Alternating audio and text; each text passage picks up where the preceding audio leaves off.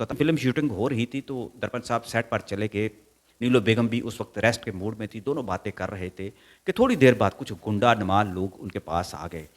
नीलो बेगम ने चूँकि उस वक़्त अभी इस्लाम कबूल नहीं किया था और उनको बहुत सारे लोग इस वजह से भी ब्लैकमेल करने की कोशिश करते थे, लेकिन जैसा मैंने अर्ज़ किया कि वो बड़ी मज़बूत औरत थीं।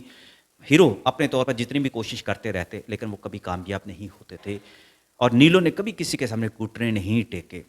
नीलो बेगम की बहुत सारी ऐसी बातें हैं जो मैं आपको और सुनाऊँगा। मेरे मेंटोर अली सुफ़ियान आफ़ाक़ी नीलो बेगम के बारे में बहुत कुछ लिखा है, वो मैं बातें आपको अलग से सुनाऊँगा। लेकिन ये जो वाक़या है, इसमें ऐसा हुआ कि वहाँ पर चूँकि दर्पण भी मौजूद थे और वो जो गुंडे जो थे, वो नीलो बेगम के किसी ख़ास बंदे के ज़रिए से उन बातें करवा रहे थे कि नीलो बेगम को हमने लेकर जाना है, लेकिन नीलो बेगम ने इनकार कर दिया हुआ था कि ये मुमकिन नहीं है। लिहाज़ा वो कहने लगे हमने तो टोकन दिया हुआ है, हम जाएँगे और नीलो को खुद उठा के ले आएँगे। लिहाज़ा वो अपना शौक पूरा करने के लिए आए, लेकिन बदकिस्मती उनकी ये थी कि आगे दर्पण मौजूद थे। दर्पण को समझाने की कोशिश की नरम अंदाज़ में कि किसी तरह से ये चले जाएँ, लेकिन वो अड़ गए, वो जाने पर तैयार नहीं थे।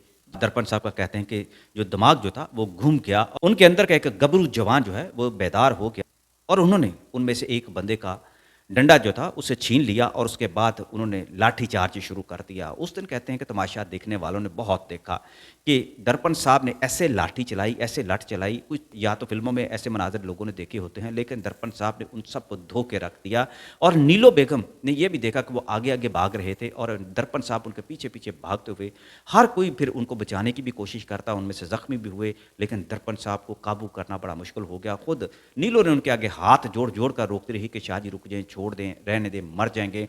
लेकिन दर्पण साहब जो थे चंगाड़ रहे थे और धाड़ रहे थे और उन्होंने मार-मार के उनको धो दिया। सिर्फ़ यहाँ पर इक्तफ़ा नहीं किया, उन्होंने इशारा किया अपने ख़ास बंदों को कि पुलिस को बुलाओ और फिर उन्होंने पुलिस को बुलाकर उनके हवाले कर दिया।